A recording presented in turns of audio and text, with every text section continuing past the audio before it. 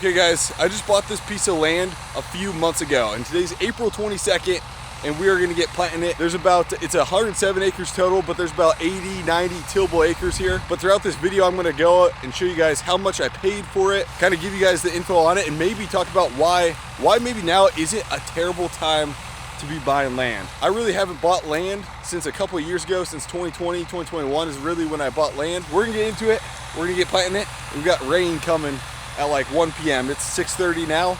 We'll see if we can get it all planted before. In case you guys are new to the channel, I farm with my brother, and we farm about 400 or 500 acres. Started in 2020 farming, and we're just slowly growing. So we've got some Pioneer 28Z soybeans going in on this farm. Today's April 22nd. Technically, it's crazy to think almost a month ago, March 26th, is when we first started planting soybeans on a few other farms. So we're almost a month later, and we're planting beans, and these have great yield potential still. It's not like we're late. We were just ridiculously early on the March planted beans. We're planting roughly 140 to 145 plants per acre. With this ground drive unit, we got rain coming, and I want to finish this farm, so I'm going to probably plant closer to 6 miles an hour. I adjusted depth a little bit, so if you could just dig, make sure it's 1.5 inches.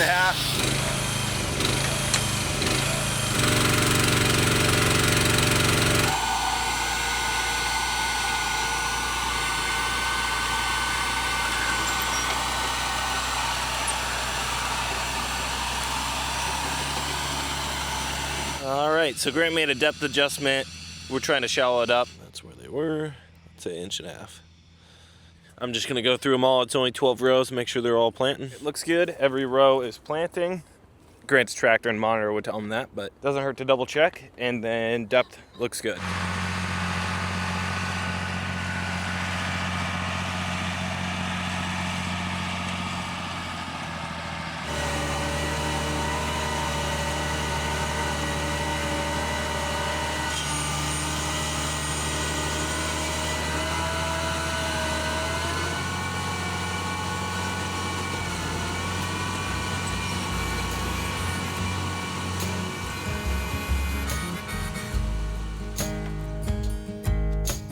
Driving through the night, trying to keep my eyes open. The generator's busted and the AC's broken. I'm talking to the Lord, hope He helps us get there safe. And we made it to the show, now we're singing to the crowd. We're playing encore and they're screaming real loud. Try to get home early, but I know that ain't the case. Yeah, it's another hotel room, sleeping on the floor. I'm hurting in the morning from the night before. Pay my dues, I'm eating up the road. I'm coming home, baby, leave the porch light on.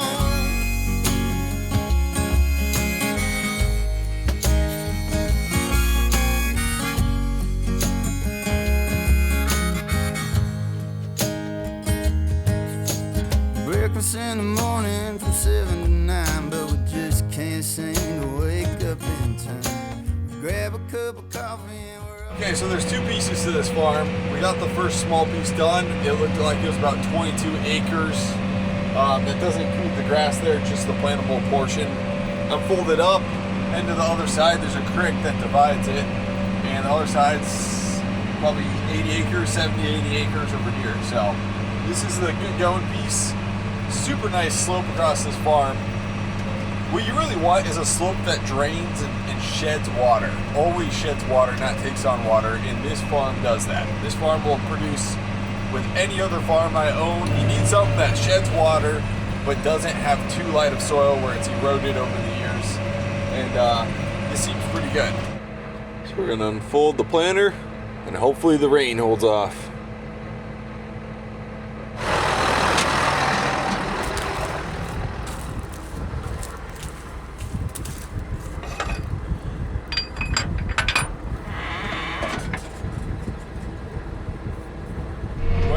We're getting some rain right now, and it's a little storm coming by, so I'm going to continue planting. If this was corn, I'd probably be done, but beans, it'll just soak the top, and the row cleaners, I can get the wet dirt out of the way, and there's dry dirt underneath, so we're going to keep going here.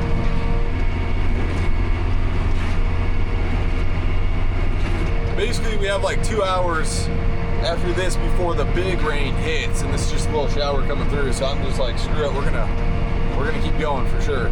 As long as we don't get a downpour, we'll keep going here. Never mind, we're done. That's enough rain to shut us down. I was just recording an A/B track on the end row too. Oh my gosh. Well, I was debating starting to plant this field last night. I was like, rain's not gonna be here till 1. I'll just get up, be here at 6 a.m., start going. Yeah, it's all good though. It's gotta happen at some point. I really should not be using this driveway entrance. It's not even a driveway entrance, but I'm gonna see if I can climb out of the ditch with this tractor. Got mud on the tires. Okay, this might be a little soupy, guys, but we're gonna see if we can climb up this here.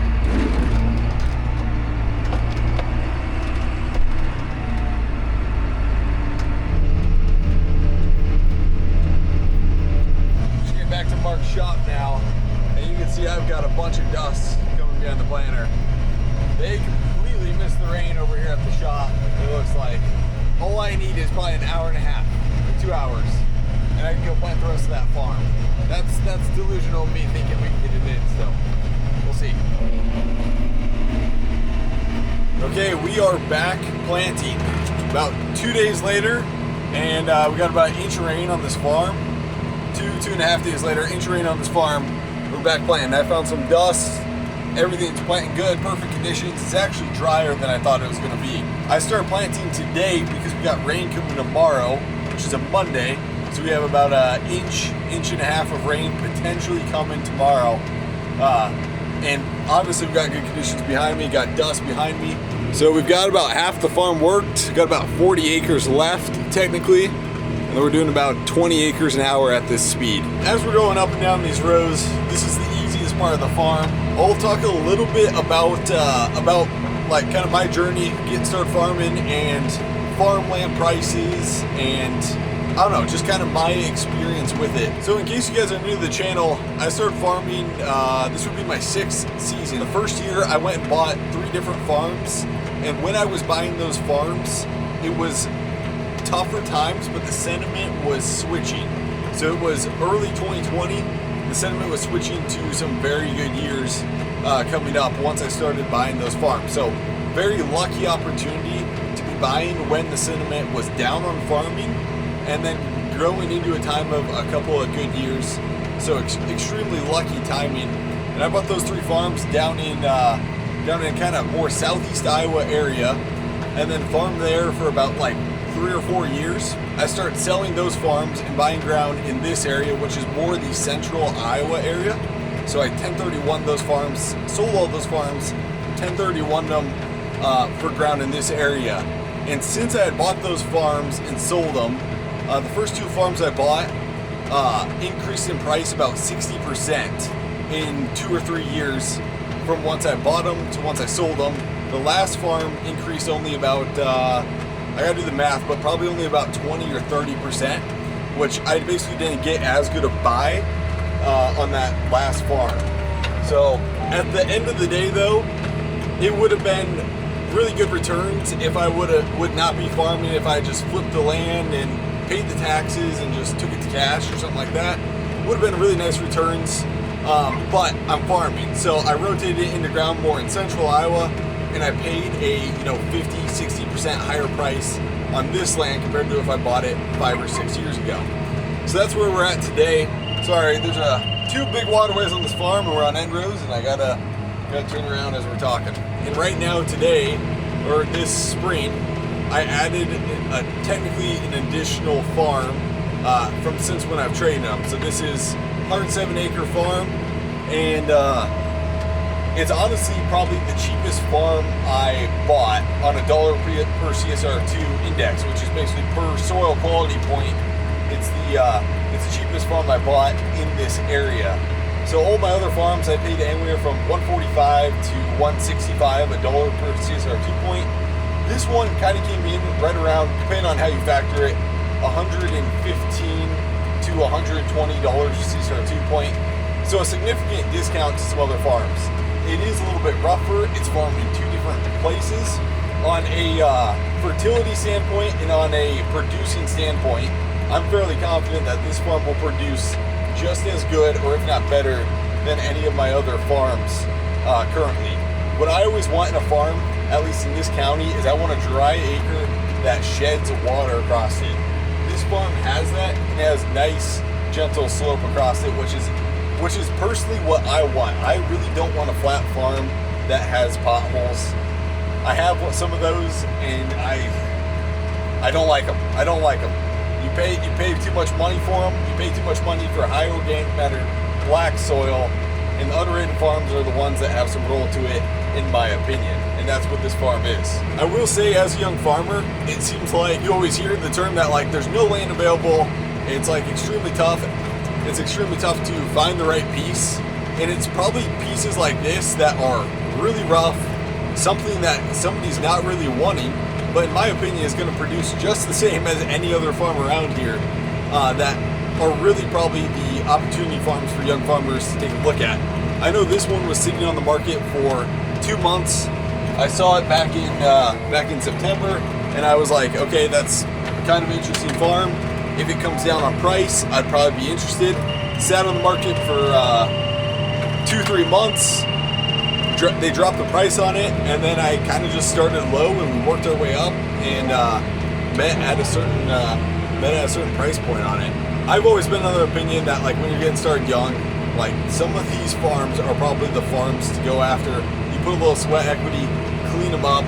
These are the farms that a young producer wants, and you can kind of make it work a little bit better than some of the top tier farms that you got to pay extremely high dollars for. So I will say also, right now is a little bit tougher time. People are thinking agriculture isn't as good, and these are by far the better opportunities to be buying land.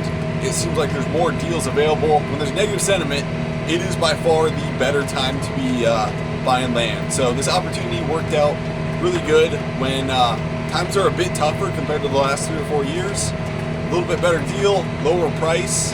And as a young farmer, I've always had the perspective of, if I'm trying to grow my operation, I want tougher times. Now, you gotta be careful saying that, and I don't mean that in the worst way possible. So my buying strategy for land, try to time the buys when there's negative sentiment on the market. Right now, it seems like compared to in the past 10 years, it's somewhat negative. And so it's probably not a terrible time to be buying land when the sentiment is flipped a little more negative. Now, it's not the 80s, it's not a farm crisis, it's nothing like that, but it is definitely a little bit more negative. So it probably makes sense to start purchasing land when everybody's flipped maybe the opposite way a little bit. It's super interesting to look at farmland from a perspective of an asset class. When we look at gold even, gold almost doubled its market cap in the past year. So it added like $15 trillion to its market cap. When you look at the U.S. farmland market cap, U.S. farmland's worth about $4 to 5 trillion. So you just 3x only the U.S. market cap of farmland with the amount of money that's rolled into gold with no dividend at all. Just literally looking at gold from probably a little speculative play, but a store of value play also. And then when you look at the U.S. dollar and what's happening with the fiscal and monetary policies over the last 30 to 40 years, actually I should say 50 years, since like 1971, you look at that and you're like, from my perspective, I'm like, why can't farmland easily in 20 years be $70,000 to $100,000 an acre? There's no doubt. I shouldn't say there's no doubt, but I'll say nominally it could get to that. On a real basis, how much is farmland actually appreciating? I have no clue, but nominally I don't see why in 20 years U.S. farmland, good top ground is going for $70,000 to $90,000 an acre. When you do the math, my point is if we keep diluting the U.S. money supply, like we will, I think at least, there's no reason why farmland can't be an 8% appreciation in 20 to 25 years, be $70,000 to $100,000. Like real basis, that won't probably be much, but on a nominal basis, it'll feel like values are continuing to go higher and higher and higher. And it feels like we're at a point where there's no way that we can ever stop printing money. Like, it ends all systems. We would have chaos in the world, and we stopped some type of easy money policy and we let farmers fail, we let businesses fail, we let the economy fail, and we tighten down the hatchets. I don't think that will ever happen. When humans have control of the money supply, they will always be on the side of let's take short-term pleasure right now. We need it right now, and it'll end up in long-term pain, which will end up being, like we're seeing now, just higher and higher asset prices that will continue happening. Also, when I talk about farmland values and potential ideas of where the price could go, I do not know. I like looking back. I like reading a bunch of articles in the past about it. I like putting together a couple charts about it. Super interesting looking at the past. I put together this one from 1860, and I put this in a previous video a long time ago, a couple years ago too. But from 1860 all the way to present day across Iowa, starting at close to $9 to $10 per acre of farmland. Then we have the 1920s farmland boom all the way up here. And then the biggest crash in Iowa would have been in the 1920s period. This would have been the biggest crash, even a bigger crash compared to the 1980s period. So super interesting to look at it log scaled.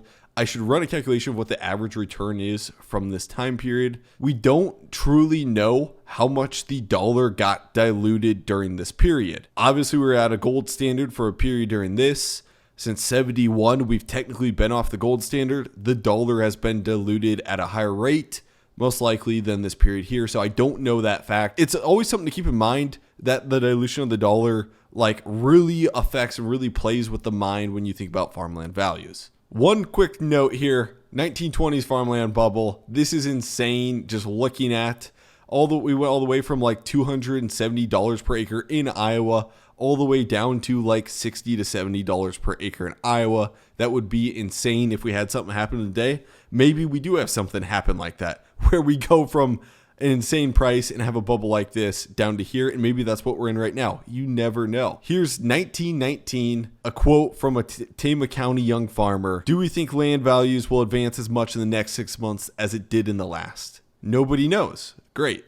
But my opinion is that Tama County land will never be as cheap as it was 6 months ago. And I look for the best to reach $700, if not more. Boom. We went from $260 per acre down to $40 per acre. From a real estate broker back in 1919, out of a newspaper article, we are not going to see farm products any cheaper for the next 2 years at least. Tama County land has advanced at least around $50 per acre in the last 6 months, but it will never be any cheaper. And within the next 10 years, no farm in Tama County can be bought for less than $500 to $800 per acre. From a banker, in Tama County land will never be worth any less, and the tendency will be for higher prices from now on, as land will be the safest investment in the world. Super interesting to see this back in 1919 at the peak of the greatest farmland bubble in U.S. history. So this is all to say, I could be crazy, and maybe I just bought the top of the greatest bubble of all time. Definitely could be a thing. Just saying, I have no clue where it goes. I could see both up and down. Just super interesting to look at the past. I love looking into this. And if you guys want to check this out, this is I'll try and link this article, this paper. I think it was published in 1969 or 70. Super interesting article going over the past land values. Iowa State published it, and it's on the internet somewhere. I'll try and put a link to it. Super interesting if you're interested in farmland values. I should also add in, guys, the only reason why I'm able to start farming or expand the farm or have somewhat of nice machinery at all is not because I'm a good farmer at all. It's just because I have some outside income, some outside businesses that help out the farm.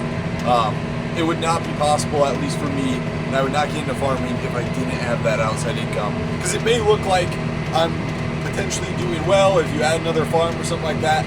No, it's not because of the farming operation. It's because of outside capital and outside income. Just want to make that extremely clear to you guys.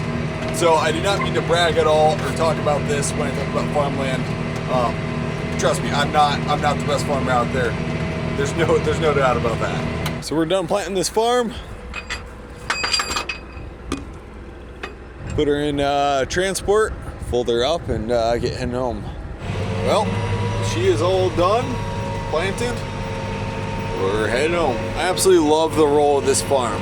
It sheds water so nicely off of it and just has perfect roll to it. Okay, so it's a few days later now, and we got the entire farm planted. I'm out here walking, scouting it, and one thing I didn't really talk about too much, this creek. There's a creek here that divides it with a bunch of trees. There was actually buffer strip CRP, which is this grass all around it that came out of program, and technically I could farm this year. And I decided not to rip it up, tear it up, and plant soybeans into it now, because what we may do, first, if we need to get anything off of it, I'll just have Spencer bale it. We'll just take hay off of it for now. But what we may do, what I'm still debating to do, is to tear out all these trees here along this creek. These aren't trees that were here forever. Like if you go back in the 30s and 50s, this was all farmed up there. It's just overgrown stuff. We'll see. It's still kind of a debate of, do I leave the trees or do I just live my whole life with them here, blocking tile? Still kind of debating that right now. But anyways, the end purchase price for this farm, per tillable acre, it came out to like $9,800 per tillable acre on an 83 CSR2 farm. Like I said though, the farmability is in 2 different pieces. So that's why the value was discounted a little bit. And obviously there has to be some capital that I have to throw into it to get it cleaned up the way I would want it cleaned up. So it's not terrible. $9,800 per tillable acre comes down to like probably 2015, 2014 prices when the ground was cheaper around here. Stuff like that. This probably would have sold a lot cheaper, it seems like. But yeah, it's gonna be a good farm. Thanks for watching. Hopefully you guys enjoyed the video. Hopefully it didn't come off as like bragging or talking about finances too much or something like that. I just try and be transparent, so hopefully it's entertaining. Hopefully there's some young guys out there that like just kind of see the transparent side of it, of how I'm getting started a little bit, and go from there. So thanks for watching, guys.